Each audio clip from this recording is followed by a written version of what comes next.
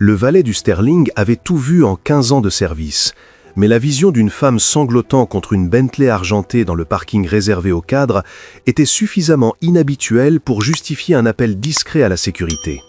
Marcus Whitmore, cependant, intercepta cet appel avant qu'il n'atteigne quiconque.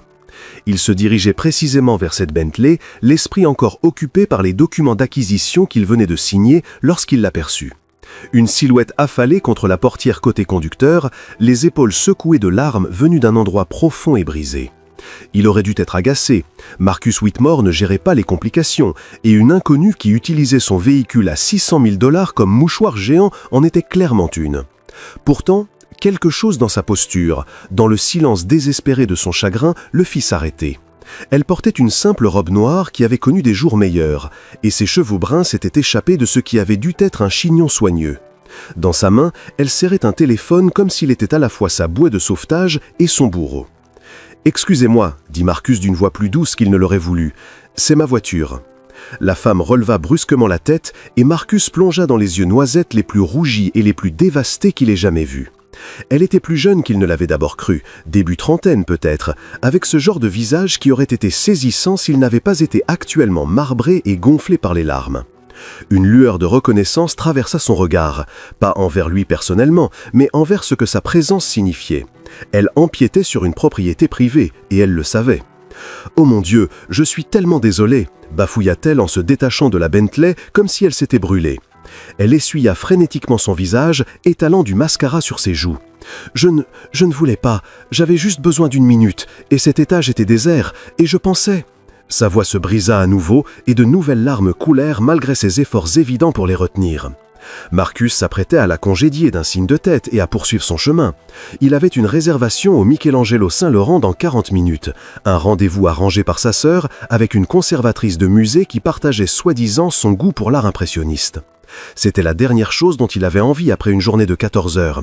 Mais Caroline avait insisté et il avait fini par céder juste pour qu'elle arrête de se mêler de sa vie privée. Pourtant, cette femme semblait si complètement brisée que même son détachement émotionnel bien rodé vacilla. « Qu'est-ce qui s'est passé ?» demanda-t-il avant de pouvoir s'en empêcher. Elle laissa échapper un son mi-rire, mi-sanglot. « Tout, rien, je ne sais même plus. » Elle baissa les yeux sur son téléphone et son visage s'effondra. « Je suis désolé, vous n'avez pas besoin d'entendre ça, je vais y aller. » « Attendez. » Marcus se surprit encore. « Vous êtes blessé? Vous voulez que j'appelle quelqu'un? »« Non, je... » Elle prit une inspiration tremblante. « Je ne suis pas blessé, pas physiquement en tout cas, c'est juste... » Une autre inspiration, plus profonde cette fois. On m'a posé un lapin, ce qui est déjà assez humiliant, mais je viens aussi de réaliser que je n'ai même pas de quoi payer le parking parce que j'ai dépensé mes 40 derniers dollars dans cette robe idiote chez Emmaüs et que ma babysitter est payée à l'heure. Et ma fille... Sa voix se cassa. Ma fille attendait cette soirée avec impatience toute la semaine parce qu'elle pense que si maman rencontre quelqu'un de gentil, peut-être qu'on n'aura plus à déménager. Et je ne sais pas comment lui dire que les hommes gentils, ça n'existe pas vraiment. En tout cas, pas pour des femmes comme moi. Les mots jaillirent en cascade, et Marcus vit le moment exact où elle réalisa qu'elle venait de déballer toute sa crise personnelle à un parfait inconnu dans un parking. « Je n'arrive pas à croire que je viens de vous dire tout ça, » murmura-t-elle mortifiée. « Oubliez tout, s'il vous plaît. Je vais aller mourir de honte maintenant. » Mais l'esprit analytique de Marcus avait déjà enregistré plusieurs détails importants. Mère célibataire, difficultés financières, poser un lapin lors d'un rendez-vous visiblement crucial, et quelque chose dans la façon dont elle avait parlé de sa fille, l'émotion dans sa voix, l'amour farouche sous le désespoir, avait touché en lui une corde qu'il croyait éteinte depuis longtemps. « Comment s'appelle votre fille ?» demanda-t-il. La question la déstabilisa clairement. « Quoi ? Votre fille, vous avez dit qu'elle était excitée pour ce soir. Comment elle s'appelle ? » « Grace. » L'expression de la femme s'adoucit immédiatement, comme toujours chez les parents quand ils parlent de leurs enfants. « Elle a 7 ans. Elle est chez ma voisine en ce moment. Elle doit regarder trop la télé et manger des céréales pour le dîner parce que je n'ai pas eu le temps de laisser autre chose. » De nouvelles larmes menacèrent. « Elle mérite tellement mieux que ça. » Marcus prit une décision qui aurait stupéfié tous ceux qui le connaissaient. Marcus Whitmore était méthodique, calculateur, jamais impulsif. Son succès en affaires reposait sur sa capacité à anticiper 3 coups à l'avance et à ne jamais laisser l'émotion troubler son jugement. Et pourtant, il était sur le point de faire dérailler toute sa soirée pour une inconnue qui pleurait dans un parking. « Voici ce qui va se passer, dit-il en sortant son portefeuille. Je vais payer votre ticket de parking et je vais vous appeler une voiture pour vous ramener chez vous en prêt de grâce. Pas de discussion, ajouta-t-il alors qu'elle ouvrait la bouche pour protester. Considérez ça comme des excuses au nom de l'espèce masculine qui est globalement épouvantable. Je ne peux pas accepter, répondit-elle, mais sans conviction. Vous ne me connaissez même pas. Je pourrais être une arnaqueuse qui invente des histoires larmoyantes dans les parkings. Vous l'êtes? Non, mais alors c'est réglé. Marcus sortit plusieurs billets et les glissa dans sa main avant qu'elle ne puisse refuser. Le parking, la course et un supplément pour la babysitter puisque vous êtes en retard. Elle fixa l'argent dans sa paume comme s'il s'agissait d'un objet extraterrestre. Quand elle leva les yeux vers lui, ses larmes étaient d'une toute autre nature. « Pourquoi vous faites ça ?» C'était une question légitime et Marcus n'avait pas de bonne réponse. Ou plutôt, il en avait trop et aucune qu'il souhaitait examiner de près. Quelque chose chez elle lui rappelait sa mère, les années après la mort de son père, quand elle enchaînait 3 boulots et n'arrivait toujours pas à joindre les 2 bouts. L'amour farouche qu'elle portait à sa fille résonnait avec cette part de lui qui se souvenait encore du petit garçon terrifié qui s'était juré de ne jamais laisser ceux qu'il aimait galérer ainsi. « Disons que je transmets une gentillesse qu'on m'a autrefois offerte, répondit-il à la place. Elle serra les billets, il vit sa fierté lutter contre le pragmatisme. Le pragmatisme l'emporta. « Merci, murmura-t-elle. Vous n'imaginez pas ce que ça représente. Au fait, je m'appelle Victoria. Victoria Chen ? Non, ça c'est... » Elle se reprit, gênée. « Victoria Russell. J'ai gardé le nom de mon mari pour grâce, même si... » Elle s'arrêta encore. « Désolé, vous n'avez pas besoin de mon autobiographie. »« Victoria Russell, » répéta Marcus. Le nom lui parut soudain important sans qu'il sache pourquoi. Il tendit la main. « Marcus Whitmore. » Sa main était petite dans la sienne. Il remarqua les cales sur ses paumes, les mains de quelqu'un qui se bat pour tout ce qu'elle a. Quand elle comprit à qui elle serrait la main, ses yeux s'écarquillèrent. « Attendez, Marcus Whitmore ? Comme Whitmore Enterprises ? Le Marcus Whitmore qui vient d'acheter l'immeuble Henderson en centre-ville ? Coupable ? Oh mon Dieu !» Elle baissa les yeux sur l'argent, puis les releva vers lui. « C'est trop bizarre, je ne peux pas garder ça. Vous êtes, vous, et moi je suis, quelqu'un qui a besoin d'aide pour rentrer chez sa fille. » « Exactement, » conclut Marcus. « C'est tout ce qui compte pour l'instant. » Victoria sembla vouloir protester, mais l'épuisement fut le plus fort. « D'accord, » dit-elle doucement. « D'accord, merci, vraiment. » Elle hésita, puis ajouta « J'espère que votre soirée se passera mieux que la mienne. » Marcus pense à son rendez-vous imminent, à la conversation prévisible qu'il aurait avec une femme qu'il ne reverrait jamais, à la vacuité de son appartement penthouse qui l'attendait ensuite. « Je suis sûr qu'elle sera exactement comme je l'attends, » répondit-il, ce qui n'était pas vraiment une réponse. Tandis qu'il la regardait s'éloigner vers l'ascenseur, quelque chose le poussa à l'appeler. « Victoria !» Elle se retourna. « L'homme qui vous a posé un lapin ce soir est un imbécile. » Pour la première fois, un vrai sourire perça à travers ses larmes et transfigura son visage. « C'est gentil de dire ça. » Après qu'elle eut disparu dans l'ascenseur, Marcus resta seul dans le parking, son téléphone vibrant d'un message de sa sœur. « Ne t'avise pas de te dégonfler. Jennifer est parfaite pour toi. Brillante, cultivée, magnifique. Donne-lui une chance. » Marcus regarda le message, puis les portes de l'ascenseur derrière lesquelles Victoria avait disparu. Il pensa au sourire sincère, aux mains cailleuses, à l'amour farouche dans la voix d'une mère quand elle prononce le prénom de sa fille. Puis il pensa à une autre soirée parfaitement agréable avec une autre femme parfaitement convenable qui le laisserait parfaitement vide. Il tapa « Désolé, imprévu, on reporte. » La réponse de Caroline fut immédiate et prévisible « Marcus, tu avais promis !» Mais Marcus remontait déjà dans l'ascenseur, une idée prenant forme dans son esprit, une idée soit brillante, soit complètement folle. Il avait bâti un empire de plusieurs milliards sur ses intuitions. Et là, toutes ses intuitions lui criaient que la femme qui pleurait contre sa voiture allait devenir très importante dans sa vie. Il devait juste trouver comment la revoir sans passer pour un harceleur ou un complexe du sauveur. Un problème, réfléchit-il, tandis que l'ascenseur le ramenait à son bureau, pour lequel toutes ses compétences en affaires ne l'avaient absolument pas préparé. Victoria Russell se tenait dans l'encadrement de la porte de son minuscule appartement, regardant sa fille dormir. La petite poitrine de Grace se soulevait et s'abaissait au rythme paisible des rêves d'enfant, son lapin en peluche préféré serré contre son cœur. La veilleuse licorne projetait des ombres violettes douces sur son visage, la faisant paraître encore plus jeune que ses 7 ans. Victoria sentit la douleur familière d'aimer quelqu'un au point que ça fait mal physiquement. Elle s'est endormie il y a 20 minutes, chuchota Madame Patterson, la voisine âgée qui gardait Grace chaque fois que Victoria pouvait se le permettre.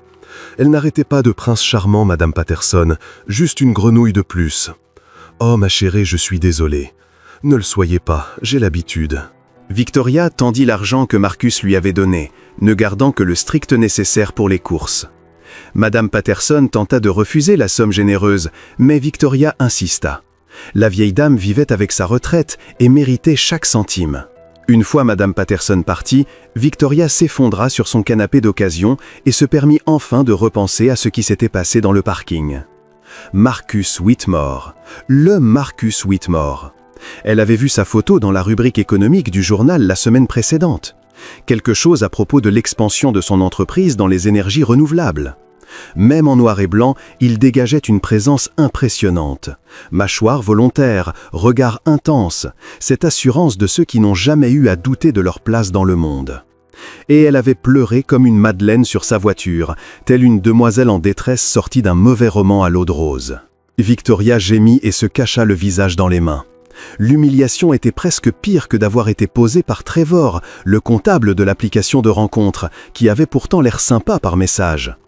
Il devait se retrouver au restaurant du Sterling, son unique folie, parce qu'elle voulait se sentir spéciale pour une fois. Elle était arrivée 15 minutes en avance, nerveuse et excitée, pour attendre 45 minutes avant de vérifier son téléphone. Un message laconique. Imprévu, je ne peux pas venir. Pas d'excuses, pas d'explications, 38 mots qui avaient réussi à la faire se sentir totalement nulle. Elle avait fui vers le parking parce qu'elle ne supportait pas les regards apitoyés de l'hôtesse qui l'avait vue attendre. Et là, elle avait complètement craqué. Tout le stress, la peur, l'épuisement des 3 dernières années avaient enfin eu raison de ses défenses. 3 ans depuis que Michael était parti. 3 ans à essayer de joindre les deux bouts, à choisir entre les courses et le chauffage, à regarder sa fille grandir trop vite parce qu'elle devait comprendre pourquoi elle ne pouvait pas avoir ce que les autres enfants avaient.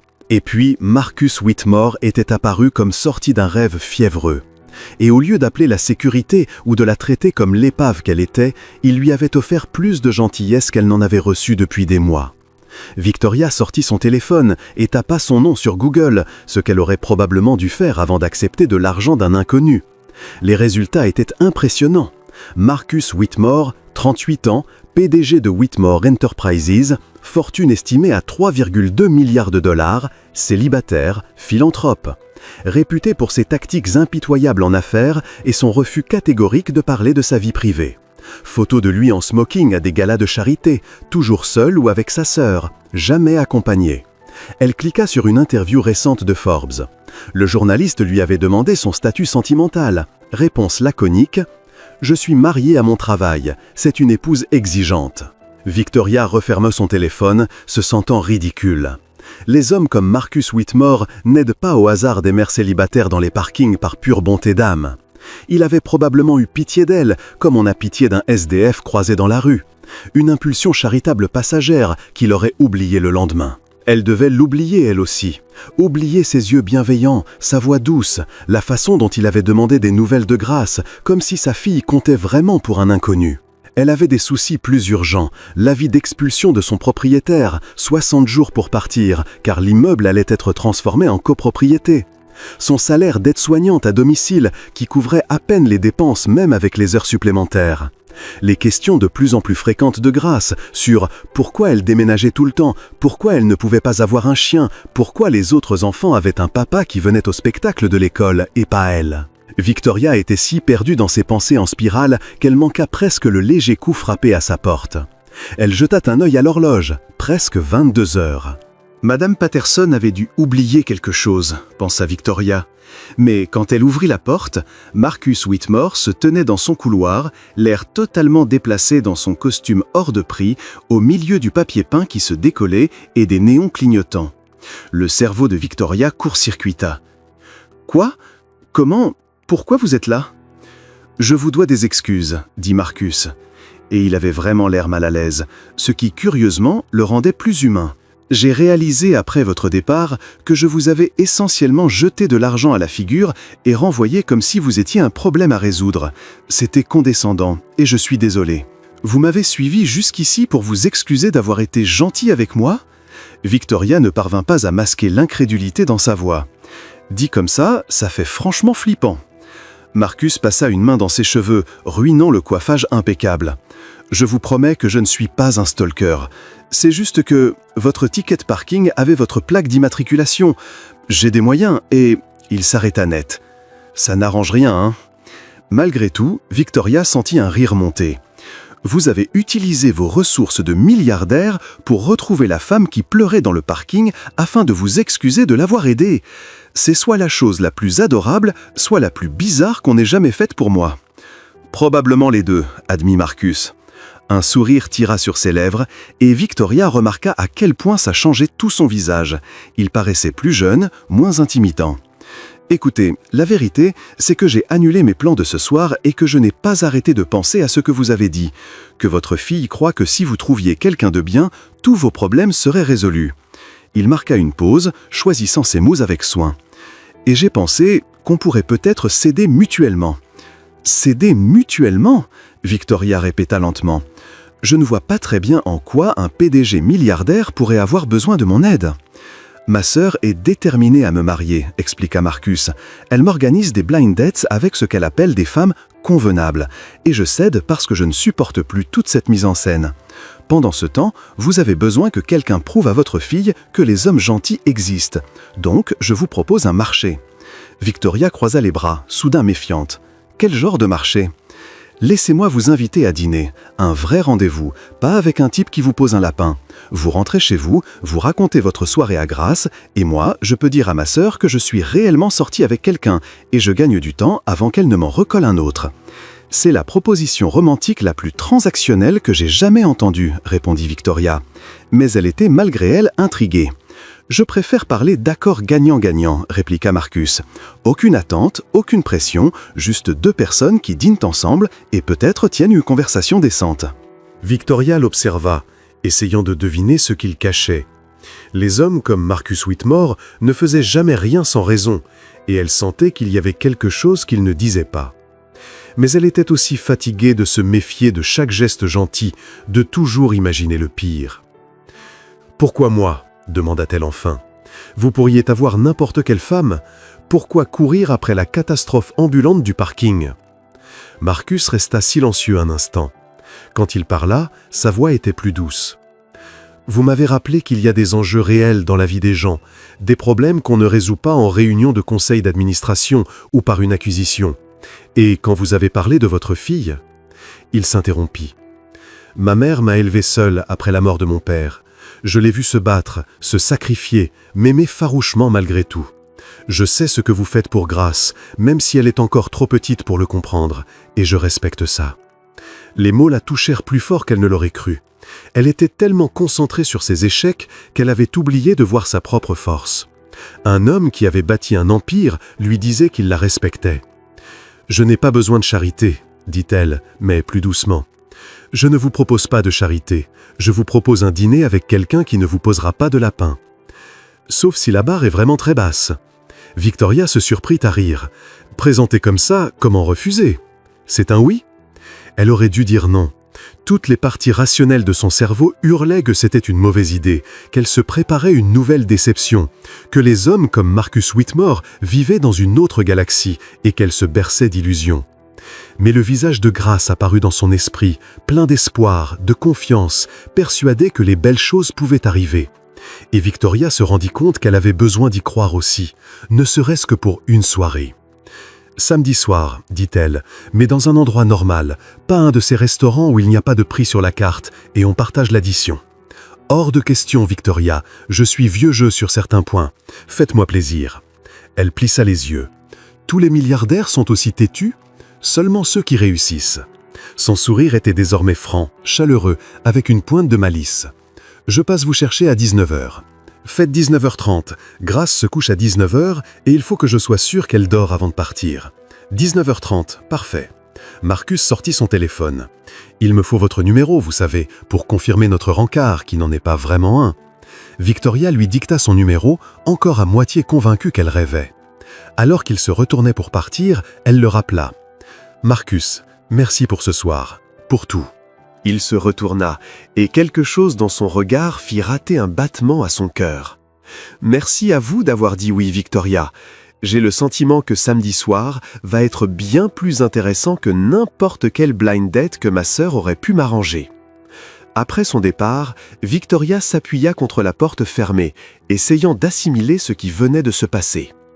Elle était passée du point le plus bas de sa semaine à un rendez-vous avec un milliardaire qui l'avait retrouvée pour s'excuser d'avoir été trop gentil.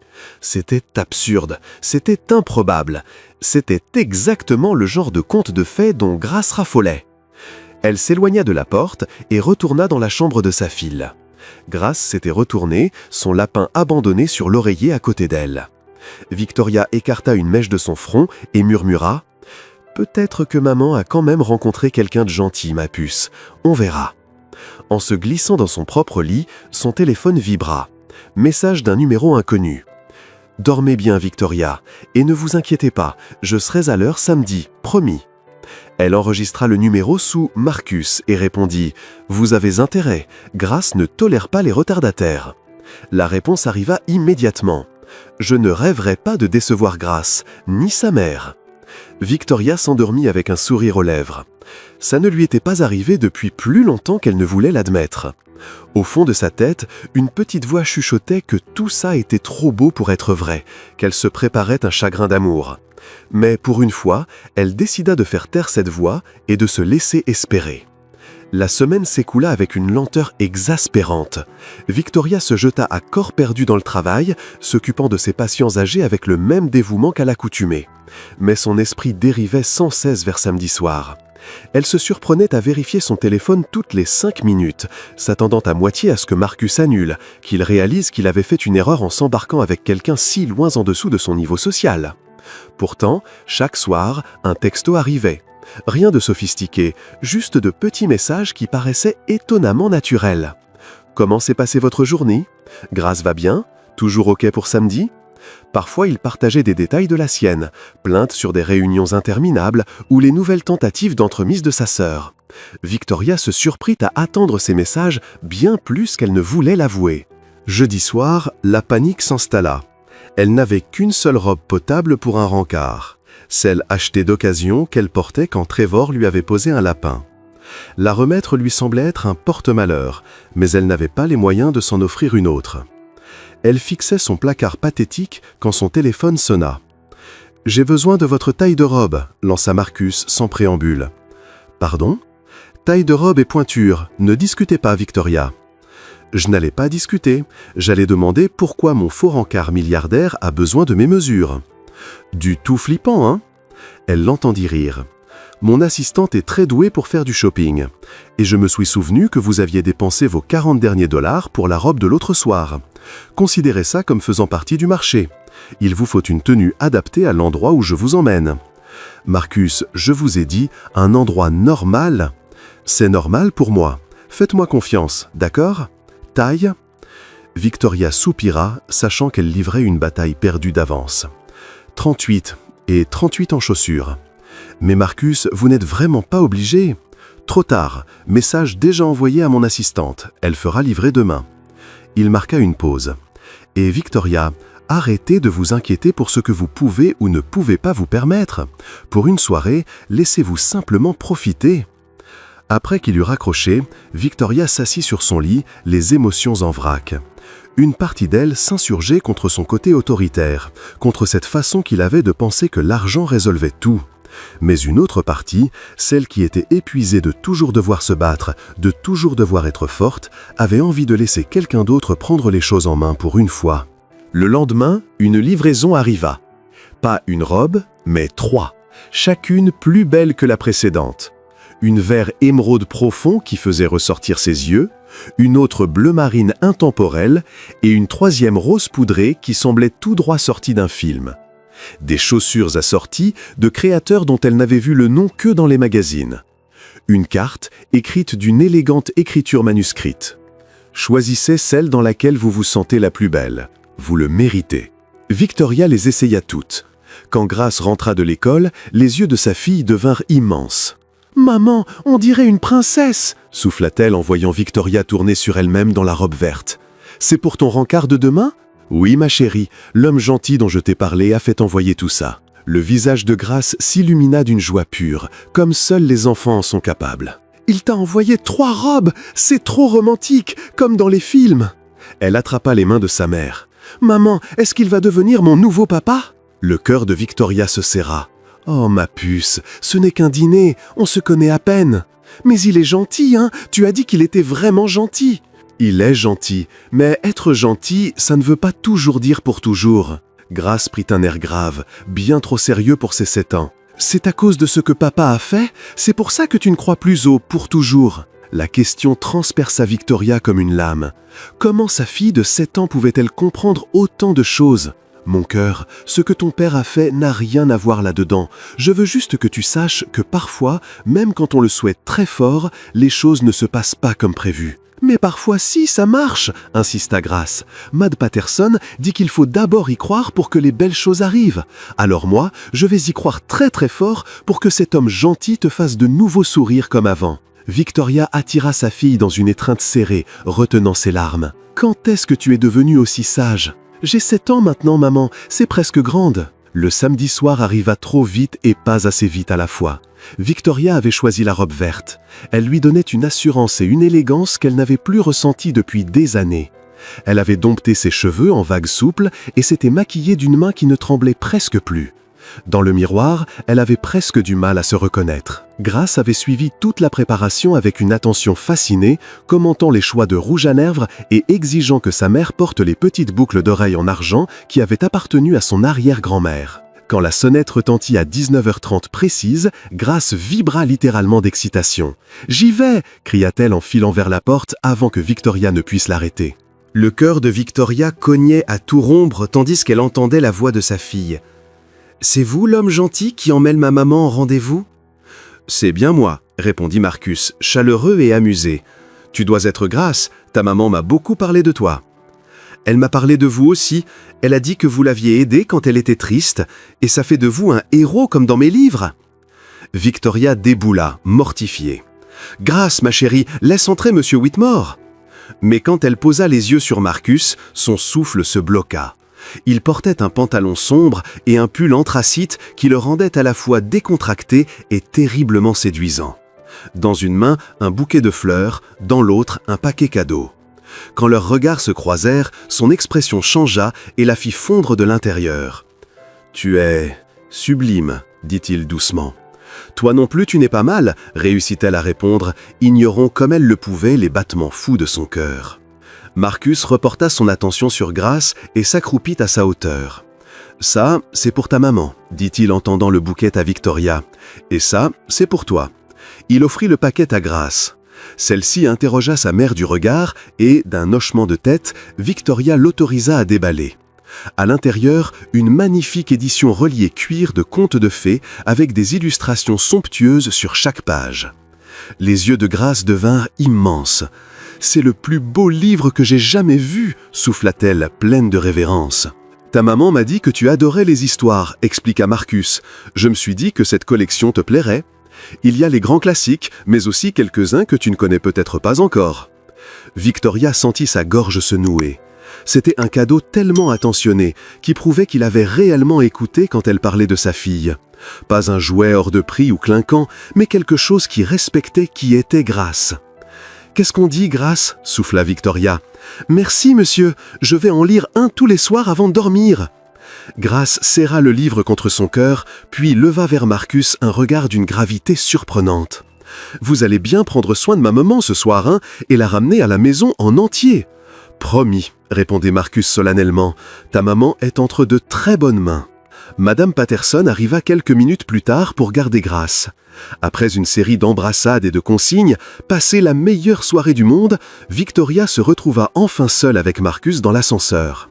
« Désolée pour l'interrogatoire, dit-elle. Grace s'est autoproclamée mon garde du corps personnel. » « Elle te protège, c'est bien. Ça veut dire que tu l'as très bien élevée. » Marcus sourit. « Et puis, je l'aime bien, elle a du caractère. »« Un peu trop, parfois, » répondit Victoria sans la moindre amertume. « Le livre, c'était tellement gentil, tu n'étais pas obligé. J'en avais envie. Elle compte pour toi, donc elle compte. Point. » Cette simple phrase serra la poitrine de Victoria. Depuis quand quelqu'un reconnaissait-il que Grace n'était pas un simple accessoire de sa vie, mais une partie essentielle de qui elle était? Marcus les emmena dans un restaurant en bord de mer, pas le Sterling, mais un endroit plus petit, plus intime, avec une lumière tamisée et vue sur le port. Élégant, sans être prétentieux, le genre d'endroit où Victoria pouvait presque oublier l'abîme qui séparait leur monde.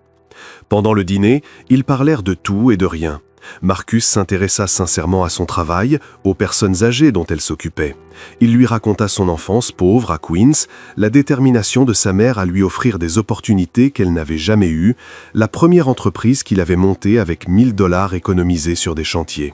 « Je croyais que tu venais d'une famille riche », avoua Victoria. « La plupart des gens le croient. Je les laisse penser ça. Ça facilite les négociations. Mais la vérité, c'est que j'étais boursier, que j'ai mangé des nouilles instantanées pendant 2 ans et dormi dans mon bureau parce que je n'avais pas les moyens de payer un loyer. » Il planta son regard dans le sien. « Je me souviens de ce que c'est de choisir entre l'électricité et les courses, Victoria. Je n'ai pas oublié d'où je viens. » Cette révélation changea quelque chose entre eux.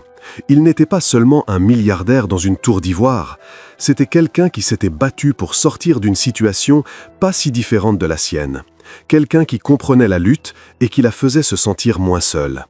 Ils partageaient le dessert quand le téléphone de Victoria vibra avec insistance. Le nom de Madame Patterson s'afficha. Elle ne l'appellerait jamais sans raison grave. « Je suis désolé, il faut que je réponde. » Elle décrocha aussitôt. « Madame Patterson, Grace va bien ? » « Oui, ma chérie, mais on a un problème. Ton ex-mari est là. Michael est à la porte. Il exige de voir Grace. Il dit qu'il a des droits.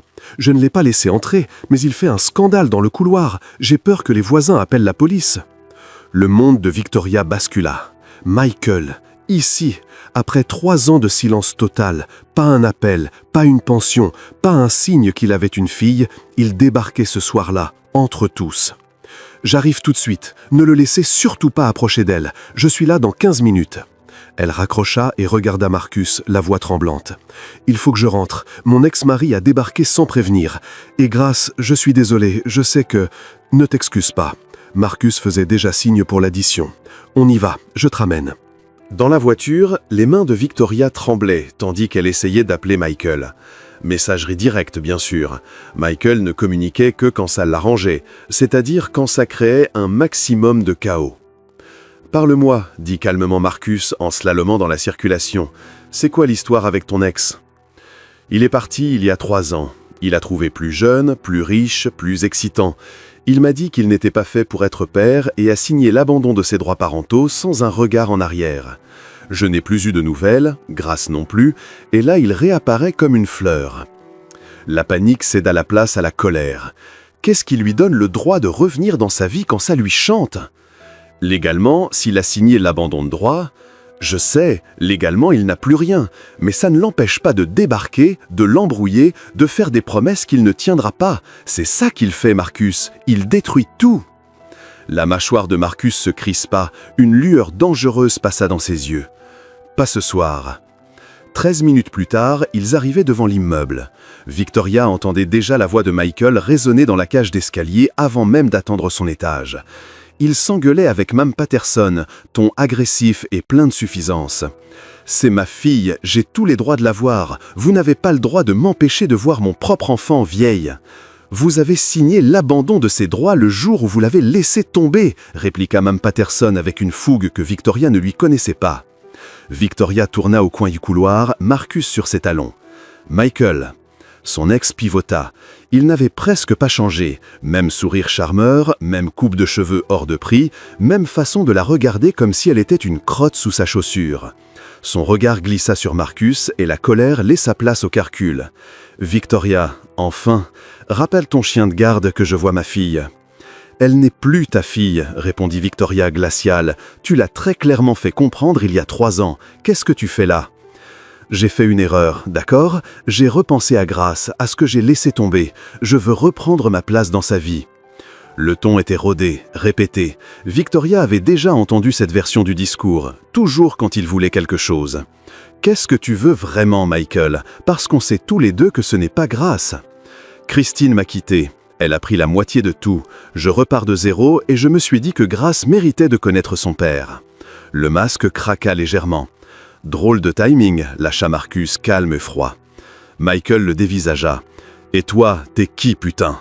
Quelqu'un qui est là, lui, contrairement à toi. » Les yeux de Michael se plissaient, la reconnaissance s'alluma. « Attends, t'es Marcus Whitmore, j'ai vu ta tête dans les... » Il éclata d'un rire laid. « Oh, parfait, Victoria passe d'un comptable de classe moyenne à un milliardaire, bien joué.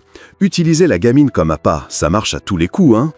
Victoria vit Marcus s'éraidir, mais elle se plaça entre eux avant qu'il ne réponde. Des années de rage enfouie explosèrent. « Dégage !» dit-elle, la voix tremblante de fureur. « Tu n'as pas le droit de débarquer après 3 ans et de juger ma vie. Tu n'as pas le droit d'utiliser Grace comme pion quand la tienne s'écroule. Et tu n'as certainement pas le droit de m'insulter devant chez moi. J'ai des droits. Tu n'as rien du tout. Tu as signé des papiers. Tu es parti. Et tu sais quoi? Grace s'en sort très bien sans toi. Elle est intelligente, gentille, courageuse. Et tout ça, elle ne le tient pas de toi.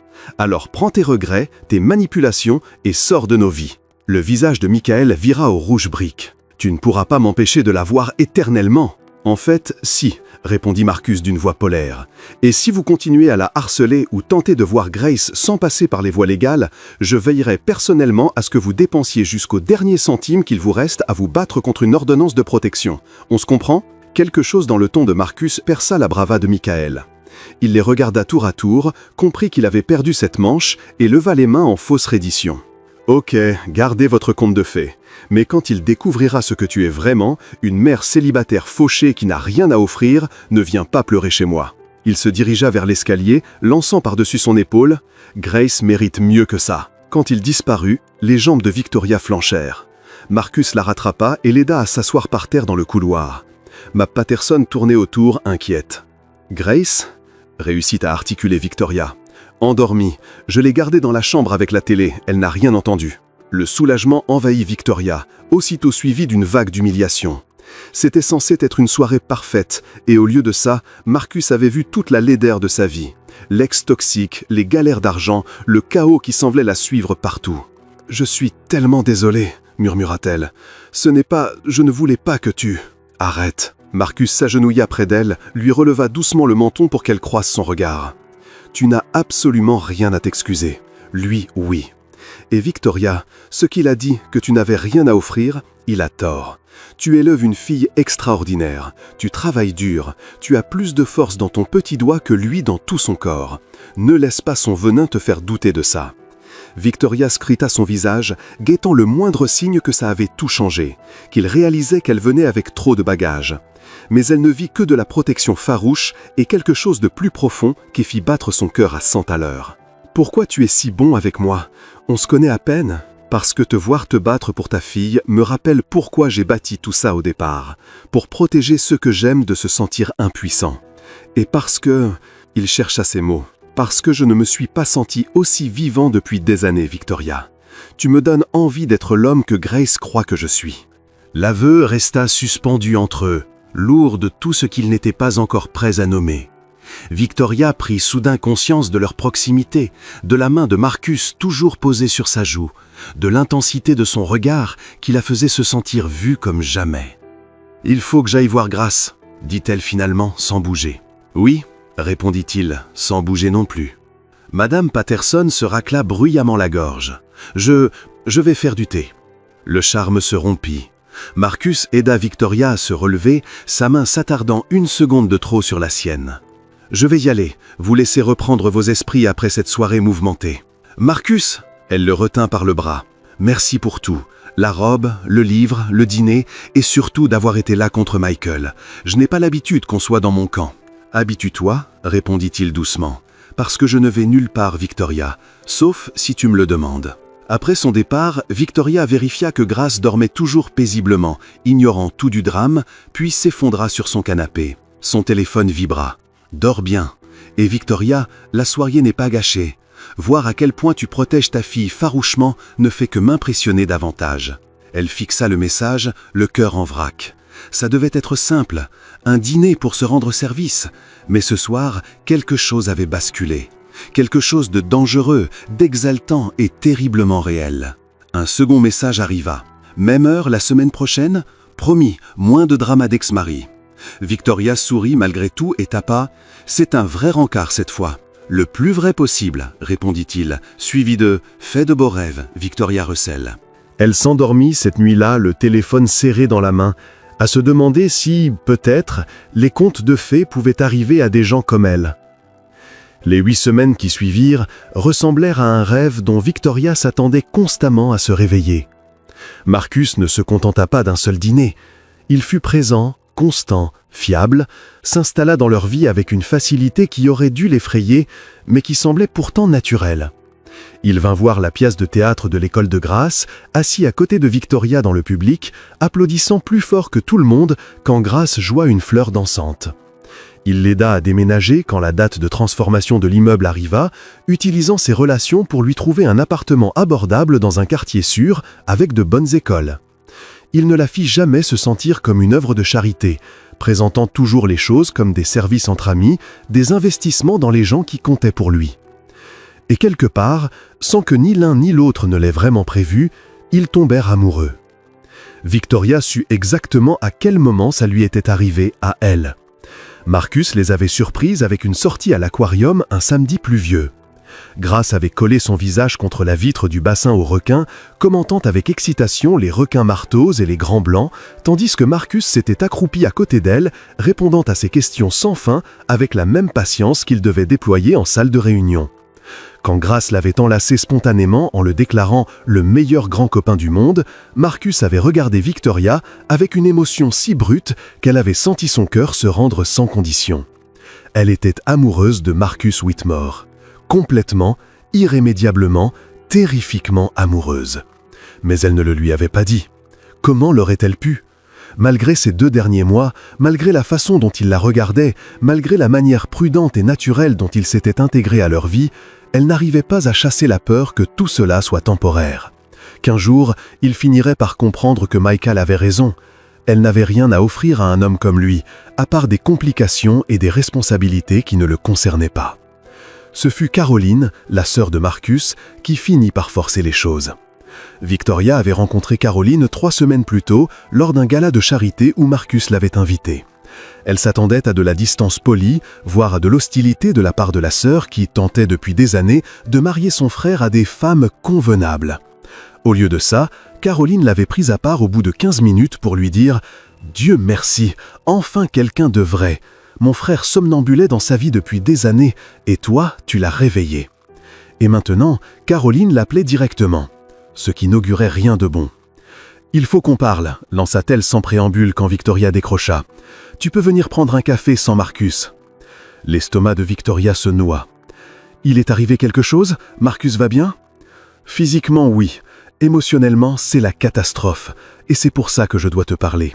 Demain, 10h, au Roasted Dreams sur la 5e rue. » Le lendemain matin, Victoria confie grâce à Mme Patterson et rejoignit Caroline au café, les nerfs à vif. Caroline était déjà là, élégante sans effort dans des vêtements de créateur qui coûtaient probablement plus cher que le loyer mensuel de Victoria. « Merci d'être venue, » dit Caroline, en désignant le latte qu'elle avait déjà commandé pour elle. « Je sais que c'est bizarre, mais je m'inquiète pour mon frère, et tu es la seule personne qui puisse l'aider. » « Que se passe-t-il » Caroline l'observa un instant. « Sais-tu pourquoi Marcus ne s'engage jamais sérieusement? Pourquoi il a construit ces murs autour de lui? Il m'a parlé de votre mère, de la difficulté après la mort de votre père. C'est une partie de l'histoire, mais pas tout. » Caroline inspira profondément. Il y a 10 ans, Marcus était fiancé. Elle s'appelait Amanda. Issue d'une famille riche, parfaite sur le papier, 3 mois avant le mariage, Marcus l'a surprise au téléphone avec une amie. Elle riait de la façon dont elle avait attrapé le gamin ambitieux sorti de la misère et expliquait qu'une fois mariée, elle le transformerait en mari de la haute société comme il se doit. Elle ne l'aimait pas. Elle aimait son potentiel, son argent, le statut qu'il pouvait lui offrir. Le cœur de Victoria se serra. Oh mon Dieu! Il a annulé le mariage, s'est jeté à corps perdu dans son entreprise. Et depuis, il est seul, convaincu que quiconque s'approche de lui veut quelque chose. Argent, statut, relation, jamais simplement lui. Caroline se pencha en avant. Jusqu'à toi, tu es la première personne en 10 ans à lui faire croire qu'il pouvait être plus qu'un compte en banque avec un pouls. Mais Victoria, il a peur. Il ne te dira jamais ce qu'il ressent parce qu'il est persuadé qu'un jour, tu réaliseras que tu peux trouver mieux. Mieux? Victoria manqua éclater de rire. Caroline, je suis aide-soignante à domicile et je vis au jour le jour. Lui est milliardaire. Si quelqu'un doit se réveiller et comprendre qu'il peut viser plus haut, arrête. La voix de Caroline était tranchante. C'est exactement ce genre de raisonnement qui vous rend tous les deux malheureux. Mon frère se fiche de l'argent. Il veut de l'authenticité, des gens qui le voient comme une personne, pas comme un portefeuille. Et toi, tu fais ça. Toi et Grace le rendent heureux comme je ne l'ai pas vu depuis qu'Amanda a détruit sa capacité à faire confiance. Pourquoi tu me dis tout ça? Parce que ce soir, c'est l'anniversaire du jour où il devait épouser Amanda. Il sombre toujours à cette date. Il se persuade qu'il est mieux seul. Et si tu ne lui dis pas ce que tu ressens ce soir, il va prendre ses distances. Pas parce qu'il le veut, mais parce qu'il a peur. Et Marcus, effrayé, prend de très mauvaises décisions. L'esprit de Victoria s'emballa. Je ne sais pas quoi lui dire. Dis-lui la vérité. Dis-lui que tu l'aimes. Parce que tu l'aimes, n'est-ce pas? Oui, avoua Victoria, le mot sortant plus facilement qu'elle ne l'aurait cru. Je suis totalement amoureuse de lui. Alors, plus de SI, juste la vérité. Tu peux faire ça? Victoria hocha la tête, la panique lui griffant la poitrine. Oui, je lui dirai ce soir. Caroline sourit, la chaleur remplaçant l'inquiétude. Bien. Et Victoria, bienvenue dans la famille. J'ai toujours voulu une sœur. Ce soir-là, Marcus vint la chercher comme d'habitude, mais quelque chose clochait. Il était plus silencieux, distant, d'une manière qui la rendit nerveuse. Ils allèrent dans leur restaurant préféré, celui en bord de mer où ils avaient dîné la première fois, mais la conversation, d'ordinaire fluide, était forcée. « Tout va bien ?» demanda enfin Victoria devant les entrées. « Oui », répondit-il machinalement, puis il se reprit. « Non, pas vraiment. J'ai réfléchi. » Le cœur de Victoria sombra. « Ça y est, pensa-t-elle, le moment où il me dit que c'était sympa mais que c'est fini. » « Il faut que je te dise quelque chose, » reprit Marcus sans la regarder dans les yeux. « Ces 2 derniers mois ont été extraordinaires. Toi et Grace m'avaient donné quelque chose que je n'imaginais plus possible. Mais je me rends compte que j'ai monopolisé ton temps, que je me suis incrusté dans votre vie d'une manière qui n'est peut-être pas juste pour toi. Tu es jeune, Victoria. Tu devrais sortir avec des gens de ton âge, des gens qui n'ont pas tous mes bagages, mes complications, des gens qui pourraient... » « Stop !» Victoria l'interrompit, la voix tremblante.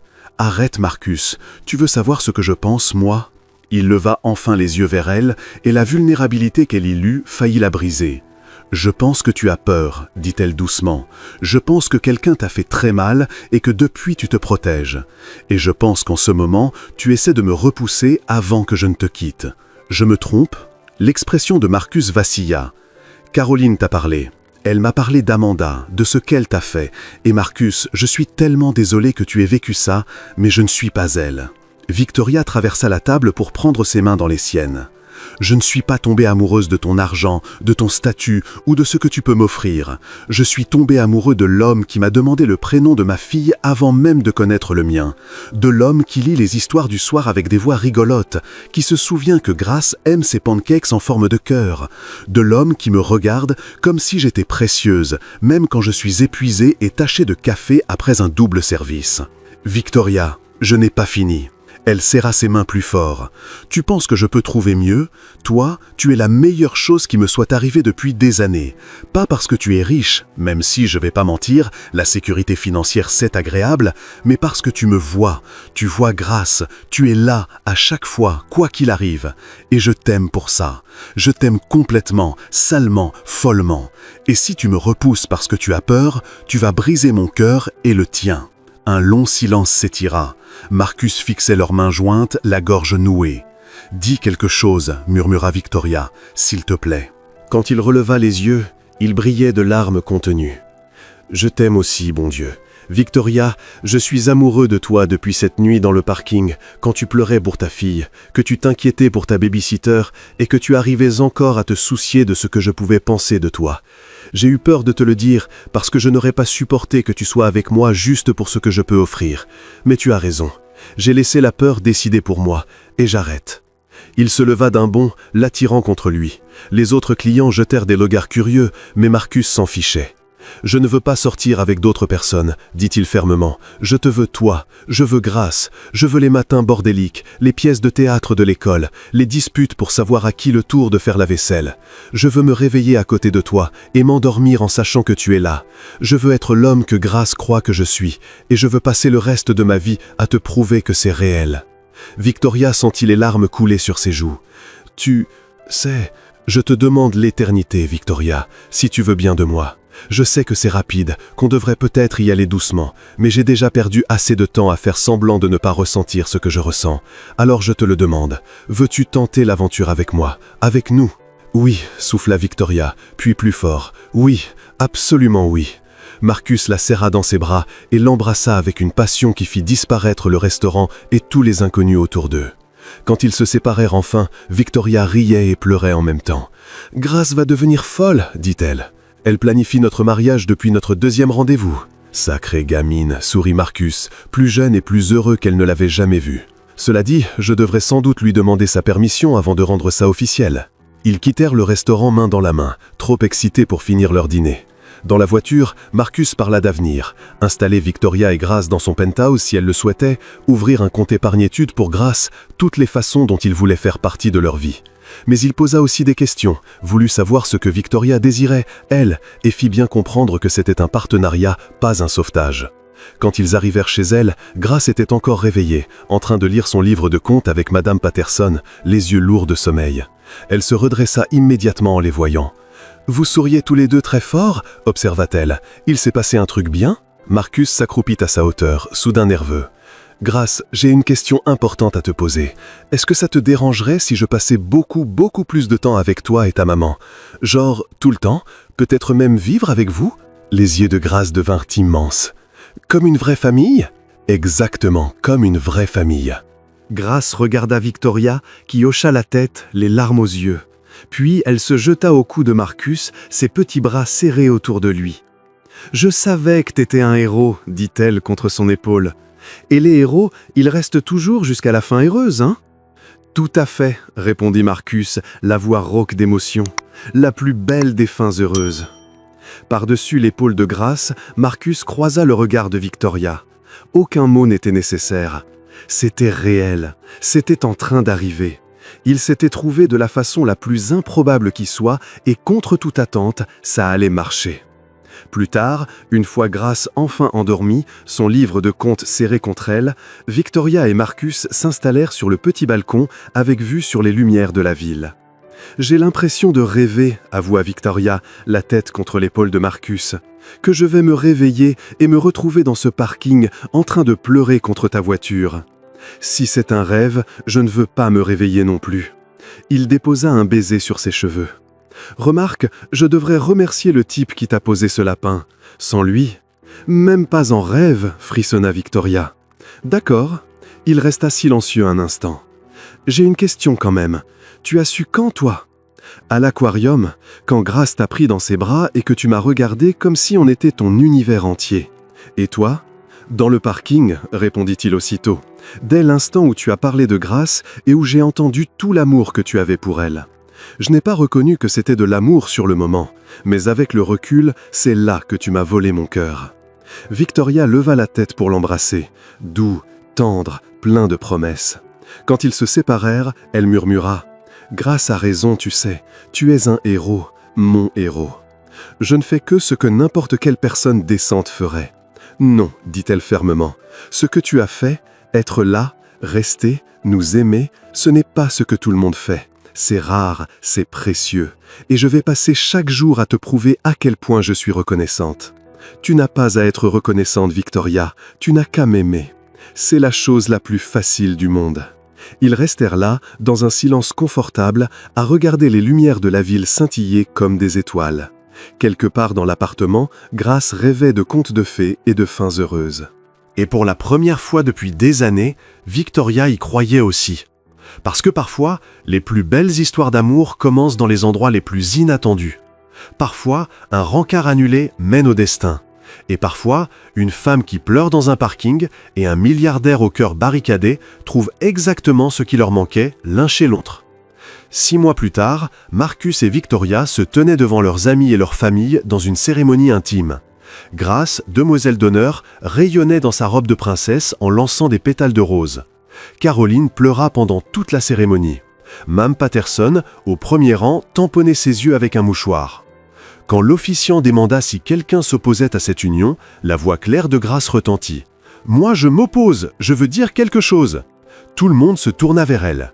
Victoria commença à s'excuser, mais Grace courait déjà vers l'autel. « Je voulais juste dire que je suis trop contente que Marcus devienne mon papa !» annonça-t-elle à l'assemblée entière. « Parce qu'il tient toujours ses promesses, qu'il fait sourire ma maman, qu'il lit les histoires du soir avec des voix rigolotes, et c'est ça que font les papas. Donc personne ne doit s'opposer parce que c'est la meilleure chose du monde !»